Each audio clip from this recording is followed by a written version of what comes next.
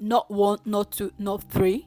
They've done it. They've paid their complete tuition. Most schools that are close to London, fees is 12,000 and the deposit is like 3,000. So if the registration fee is 5,000 and you've removed the 3,000 you paid already as your deposit, when they start disturbing you, they will threaten to withdraw your admission and report you to home office and withdraw your visa.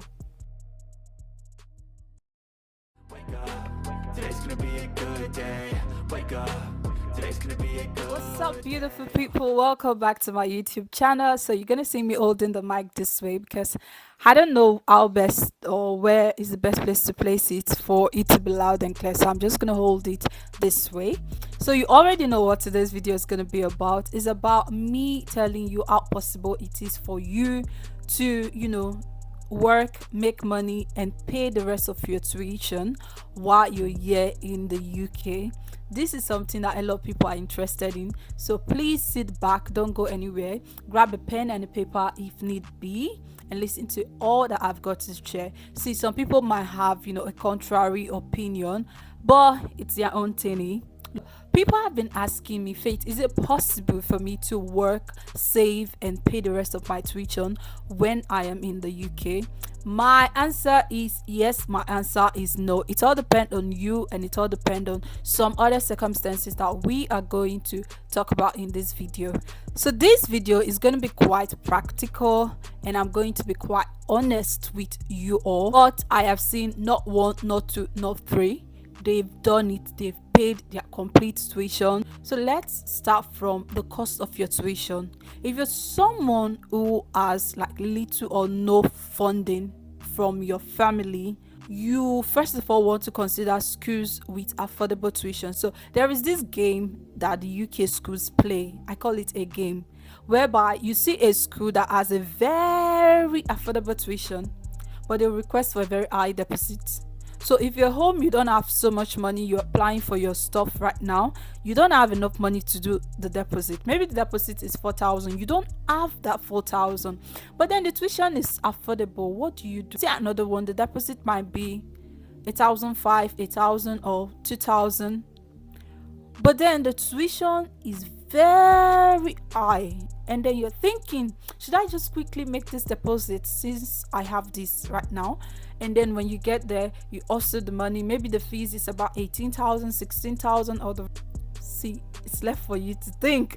And then there are few schools that have reasonable tuition and I say reasonable deposit. So if you're someone who really wants to work and pay your fees by yourself, you first of all want to go for those kind of schools. And should I tell you how you find those kind of schools? If you look at the map of your country, for example, the states that are all those regions, those counties that are in the end of the country, they are not in the central part of it.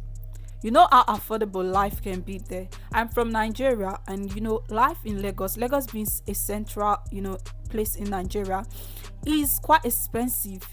But then if you compare it to life in a place like Calabar or Adamawa, it's totally different. The cost of living is totally different. One is very affordable, one is expensive. It's the same thing in the UK. So you want to look for schools that are in the outskirts, no schools that are close to London. Those parts that it will take you like 5 hours, 6 hours for you to get to London. Those are places that people really do not go to, but then they have schools. See, school is school if you ask me. So now you want to really be practical. If you want to do something that you can easily pay, it means you should not be so concerned about the kind of course you want to study. It's going to be nursing or medical related course. No, sometimes school is just school, education is just education. Your goal is to leave your home country, right? So don't be so particular about certain courses because they might be too expensive. So even in these affordable schools, some courses will weigh higher than others. So you really want to go for affordable courses. Some courses that are very affordable that I know are business related courses. They are quite affordable. So you might want to go for a business course. Maybe the fees will be like 12,000. So let's say you've gotten a school that the fees is 12,000 and the deposit is like 3,000, for example. So you have 9,000 left, right? When you get into the UK, you will be required to pay a certain amount in addition to that deposit you already made before you're allowed to register for your course and have all the full access of a student. So the full registration fee might be 5,000. In my school it's higher than that, but going with a school that is quite affordable, I am using 5,000. So if the registration fee is 5,000 and you've removed the 3,000 you paid already as your deposit, now you're going to have like 2,000. So let's say you were able to work hard before coming to the country and you have that 2,000 pounds to pay, and you've paid it out of the 9,000. So it means you have 7,000, right? Hope you're writing this down. Now you have 7,000 to work and pay. You have 7,000 to deal with. And now you're saying, how do I work and make money and pay this 7,000? That's what we're going to talk about right now. So the first thing first, you must consider 2 jobs.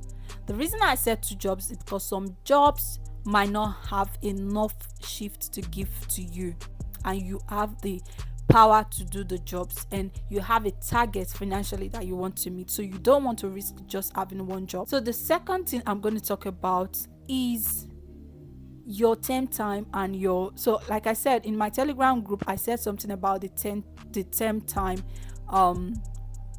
money you make. I'm not going to talk about that here because it's quite a personal thing, but what I'm going to say here is that your term time, you're allowed to work 20 hours, and when school is not in session, you're allowed to work unlimited. Most of the jobs you get will pay you 10 pounds per hour. So let's say you're able to get like 800. If you're working just the term time money, you are not being taxed. So you're working like, let's say, 800 pounds every month. I haven't said this, but I'm just going to ship it in. If you're someone who is looking to pay your fees by yourself, you have to cut your cost of living. You have to live in a very affordable place. So you want to go for, in those areas you can get houses for as low as 300 pounds. Yes. So look for, maybe it's even a single room. Stop looking for big space because you're looking for a way to save money. It's just for 1 year, especially if you're a master's person. So just manage. And you want to make friends with people of like minds. You don't want to make friends with people who don't even have bills or stuff like that. They'll make you feel like you're doing too much. You want to make friends with people who have your kind of situation. If you have like 800 every month that you're making, you're removing your 300 for your rent, and then you say, okay, my feeding and everything will take 100, and then you have like 400 left, and then you decide to save maybe 300 towards your fees. Go for a course that doesn't have anything like placement, so that whenever you're on holiday, you have your full holiday to work. Trust me, let's say you resume in September, that's like 11 months, right, that you have to work and make money. But you don't have to wait for after 11 months before you pay your 7,000 balance, because your school will even withdraw your admission. So after your first 3 months, you should have been able to save something and pay it. Maybe you've been able to save, let's say, 2,000. Pay that 2,000 immediately. Don't delay. Don't say, oh, school is not even disturbing me. So when they start disturbing you, they will threaten to withdraw your admission and report you to home office and withdraw your visa. So don't wait. If it's 1,000 you've saved, pay it. If it's 2,000, pay it. 3,000, pay it. Every 2 months, whatever you've saved, just go and pay it towards your fees. If you're doing a course that doesn't have placement, you can have up to like 4 months out of these 11 months that you will work, you work very well. Nothing is stopping. It's not like it will be 4 months straight. It might be after every 3 months of your study you have like a 1 month break or something like that, but you will have that time. So let's say you have 4 months to work completely, like no limitation. So we're going to do a quick mathematics right now. So assuming you're a September 2022 intake and your course is to end next year, which is August 2023, you have 11 months to study and to pay the balance of your tuition, and your balance is 7,000 as explained earlier. And in your 11 months of study, let's assume that you have 12 weeks exclusively for holidays, meaning you're not going to school. It's not term time, which is 4 months, and you have 20 weeks term time also, like to work and to study at the same time. So let's work out the one for your holiday, like when school is not in session. So assuming you're doing a job that's £10 per hour and you do 12 hours per day, and you choose to do 5 times in a week, so that £10 per hour times 12 hours in a day, which is £120 you're going to make in a day, times the 5 days you're going to work in a week, that's 600 every week, right? And it's for 12 week exclusively, all put together. So that's 7,200. So tax and NI by my calculation is about 25% altogether. So you're going to have to take home 5,400, and then when you remove like your rent, your feeding and everything, you'll be able to save 3,400. So this is now 3,400 you are saving from your holiday. So let's work out the last part, that is when school is in session and you're going for lectures and you have like a bit of time, maybe 2 days in a week or 3 days that you're not going to school and you're working. So assuming you choose to do 10 hours per day shift and you're still earning £10 per hour, and you choose to work just 2 days in a week. See, trust me, some people even do like 3 days or 4 days during term time, but I choose to say 2 days. So £200 per week, right? So £200 times 24 weeks in total that you have during the term time to work, that's 4,800. And because I'm using 200 per week, you will likely not be taxed.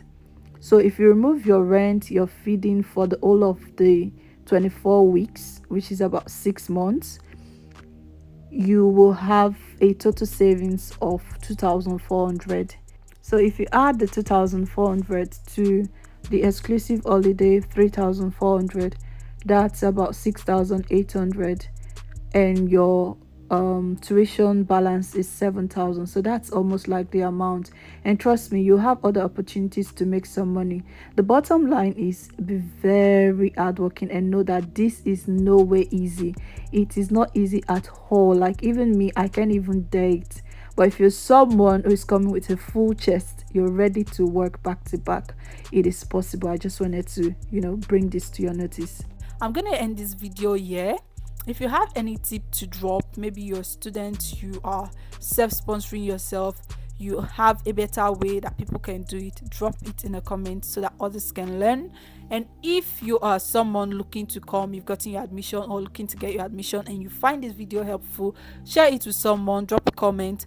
My Telegram link is going to be in the description box, so click on it, join the family, ask me questions directly, and I'll provide the answers whenever I am, free and available. So thank you so much. Don't forget to subscribe to the channel, and don't forget to like this video. Liking this video makes me feel this video was something you benefited from. So like and subscribe. Subscription is very important. Let's grow to 1,000 in the next couple of months. Thank you so much.